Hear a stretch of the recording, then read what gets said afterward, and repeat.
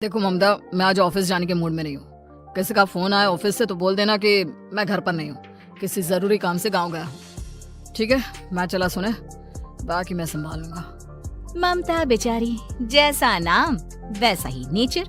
ना कभी झूठ बोला, ना फरेब, ना किसी से चालाकी की, ना किसी की पंचायत। सुन लेती है पति की बात और फिर कुछ देर बाद फोन आता है।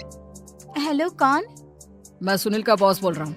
दफ्तर में इतना काम पड़ा है, अभी तक ऑफिस नहीं आया। वो क्या कर रहा है? फोन दीजिए उसे। जी वो तो सो रहे हैं। कह रहे हैं कि आज गर्मी बहुत है तो घर के मजे लेंगे। बॉस को बीवी की बात पर गुस्सा आ जाता है। तो उसे बोल दीजिएगा कि अब घर में गर्मी के ही मजे ले, कोई जरूरत नहीं है यहाँ आने की। ये बोलकर बॉस फोन रख देता है। ममता सारी बात सुनील को बता देती है। न जाने किस बेवकूफ से पाला पड़ा है, समझ नहीं आता। तुम्हारे कारण मेरी नौकरी चली गई। अरे झूठ बोलने में क्या जा रहा था तुम्हारा? ममता को समझ में नहीं आ रहा था कि उसकी खता क्या थी। अरे जो है वही तो बोला। फिर एक रोज, बहू, अरे बहू, कहाँ है तेरा पति? इस महीने घर के खर्चे के पैसे भी नहीं भेजे। क्यों? माँ बाप की फिक्र खत्म हो गई है क्या उसे? पाए लागू माँ जी, वो ये बोल रही थी कि माँ को क्या है, घर का राशन, खेत का पैसा, मवेशी का दूध, फिर भी न जाने क्यों मेरे सर पर भार देकर बैठी है। तभी सुनील ममता के मुंह पर हाथ रख देता है। क्या रे कलमुँह है, हटा बहू के मुंह से हाथ। अरे क्या क्या बोलता है तू? वो तो इसकी झूठ बोलने की आदत नहीं है, इसलिए पता चल रहा है। देख मेरी सास कितनी शरीफ है। हाँ, तेरी माँ तो मोहल्ले की बदमाश है ना, और तेरी सास शरीफ है। बेटा ममता को देखता है और गुस्से से बोलता है। अब खड़ी खड़ी देख क्या रही हो? और भी कुछ कहना है क्या? माँ आई है ना, जाकर छाछ ले आ ठंडी वाली। ममता अंदर चली जाती है। माँ, इसके सच बोलने की आदत के कारण मेरी नौकरी जाते जाते रह गई। वो तो मैंने अगले दिन जाकर पैर पकड़ लिए मालिक के। नहीं तो सब जानता है बहू की आदत नहीं है झूठ बोलने की, तो तू शांत क्यों नहीं रहता? क्यों उसे झूठ बोलने को बोलता है?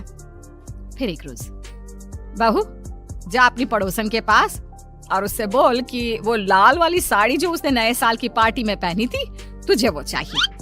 ना माँ जी, मुझे नहीं चाहिए। वैसे भी कल जिस शादी में जाना है ना, वहाँ के लिए तो मेरे पास काली साड़ी है। सास सर पर हाथ रखकर, अरे बुद्धू, मुझे चाहिए साड़ी। वैसे भी तुम लोगों में तो साड़ी का लेन देन चलता है ना, तेरी भी तो उसने पहनी थी ना। हाँ माँ जी, वो क्या है ना, हम दोनों के कपड़े एक दूसरे को आ जाते हैं। मैं ले आती हूँ आपके लिए साड़ी। बहू पड़ोसन के पास जाती है। कैसी हो निर्मला, तेरी लाल साड़ी चाहिए थी। क्यों? तू तो बोल रही थी कि तेरे पास काली वाली साड़ी है, तू वही पहनेगी, फिर लाल का क्या करेगी? अरे मैं तो काली ही पहनूंगी, लेकिन मेरी सास ने देखी थी तेरी लाल साड़ी, वो नए साल की पार्टी में तूने पहनी थी ना, तो इसलिए वो मांग रही है। ये सुनकर पड़ोसन थोड़ा परेशान हो जाती है। देख ममता, तेरे लिए तो मैं एक बार को साड़ी दे भी देती, लेकिन तेरी सास के लिए नहीं। वो क्या है ना, तू तो जानती है कितनी गंदी आदत है तेरी सास की। खाया पिया सब कपड़े पर ही पोंछ देती है। मेरी लाल साड़ी बहुत महंगी वाली है, पता चले उस पर हल्दी तेल का निशान लगा हो। ममता घर आ जाती है खाली हाथ। ममता को देखकर, नहीं देना उसका लूटी ने साड़ी।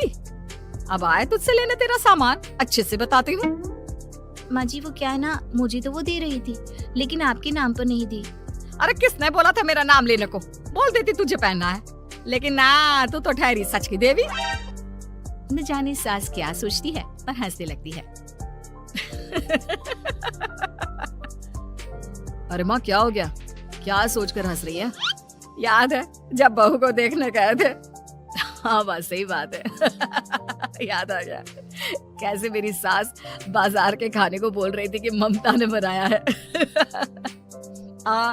और बहू ने आकर सब बता दिया कि ये सारा खाना तो बाजार से आया है, वो भी कल्लू हलवाई की दुकान से। ममता दोनों की बात सुन रही थी। हाँ माँ जी, वो कल्लू हलवाई का ही था। मुझे तो आज तक पता नहीं चला कि माँ ने क्यों कहा कि मैंने बनाया है। खैर, मैं तैयार होती हूँ, शादी में जाना है ना। पूरा परिवार शादी में जाता है, जहाँ खाना वाना खाकर सभी बैठे होते हैं कि एक औरत ममता की सास से कहती है, क्या बात है बहन जी, मेरी आपकी बात हुई थी तो आप तो बोल रही थी कि लाल साड़ी पहनने वाली हैं, तो मैंने ये काली पहन ली। पता होता कि आप लाल नहीं पहन रही हैं तो मैं ही अपनी लाल पहनाती। अच्छा जी, तो इसलिए पूछा जा रहा था। अरे इतनी साड़ियां हैं कि क्या बताऊं। मैंने सोचा तो था पर ये सामने दिख गई तो यही पहन लिया। अच्छा, मेरी तो तैयारी काफी दिन से चल रही थी, फिर भी आज ऐसा लग रहा है कि ठीक से तैयार नहीं हुई मैं। तभी आ जाती है हमारी सच्ची बहू ममता बहू। आंटी जी, वो क्या है ना, पड़ोसन की लाल साड़ी माँ जी को पहननी थी, लेकिन आप तो जानती है माँ जी की आदत, सारा खाया पिया कपड़ों पर ही पोंछ देती है, तो उसने साड़ी देने से ना ऐन वक्त पर मना कर दिया, तो अब इन्होंने ना मेरी साड़ी पहनी है। औरत ममता की सास को घूरती है। अरे मांग कर ही साड़ी पहननी थी क्या? हम जैसे तो खुद की ही साड़ी पहनते हैं, चलो चलते हैं। सास का गुस्सा अब ममता पर फूट पड़ता है। अरे क्या जरूरत थी ये बात सबसे कहने की? अरे घर की इज्जत का कोई ख्याल है कि नहीं तुझे? मैंने क्या बोल दिया माँ जी? मुझे क्यों डांट रही है? मेरी गलती क्या है? ममता को रोता देख सुनील आ जाता है। अरे माँ क्या हो गया? पता है ना शादी का माहौल है। सास सारी बात बेटी को बता देती है। देख रहा है तेरी बहू का हाल। अरे इस लड़की को तो ये भी नहीं पता कि कब कहाँ क्या कैसे बोलना है। अरे लेकर जा इसे यहाँ से। सभी घर आ जाते हैं। सास का मुंह तो फूला ही रहता है कि एक दिन। चलो बेटा, बहुत दिन तुम लोगों के साथ रह ली, अब चलो। वैसे भी ऐसी बहू के साथ समय कैसे कटे, जो ना झूठ बोलती है ना लोगों की चुगली करती है। अरे गाँव में ही ठीक हूँ मैं, कम से कम 4 घर की खबर तो मिलती रहती है, वो भी मसाला डालकर। कैसी बात कर रही है माँ? अभी तो आई है, रह जाना, कितना अच्छा लगता है तेरे रहने से घर। तभी ममता आ जाती है।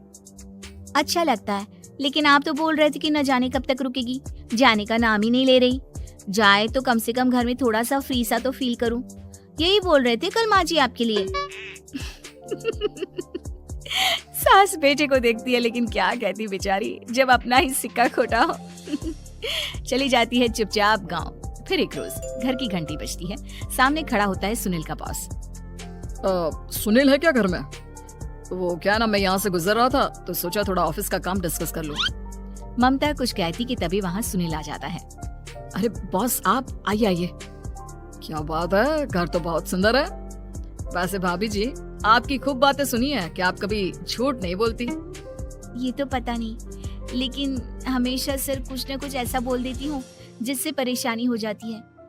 मैं ऐसा नहीं चाहती, लेकिन क्या करूँ। खैर बॉस कुछ देर रुकता है, काम की बात होती है। ममता के साथ सब चाय पीते हैं और जैसे ही बॉस जाने को मुड़ता है कि क्या जी, कितने नेक इंसान हैं, फालतू ही आप खड़ूस और निकम्मा बोलते हैं इन बॉस को। अब क्या, बॉस के कान तक खुद के लिए अनमोल वचन पड़ जाते हैं और फिर ओह तो ये बात है। और क्या कहता है ये? अरे बॉस, आप भी किसकी बात पर विश्वास कर रहे हैं? अरे इससे तो ये भी नहीं पता कि आलू प्याज कहाँ रखा है।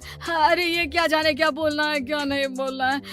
मतलब जो मुंह में आ रहा है बोले जा रहा है। भाभी जी आप बताइए। नहीं बॉस, लग रहा है कि कुछ गलत बोल गई मैं। वैसे ये सिर्फ इतना ही बोलते हैं कि आप में कोई टैलेंट है ही नहीं, आपकी नौकरी इन्हीं के कारण तो बची हुई है। और अब बस कर ले अम्मा, अब क्या करवा कर मारेगी, बड़ी मुश्किल से तो नौकरी बची थी मेरी। सही कहा, बच्ची थी लेकिन अब निकल गई।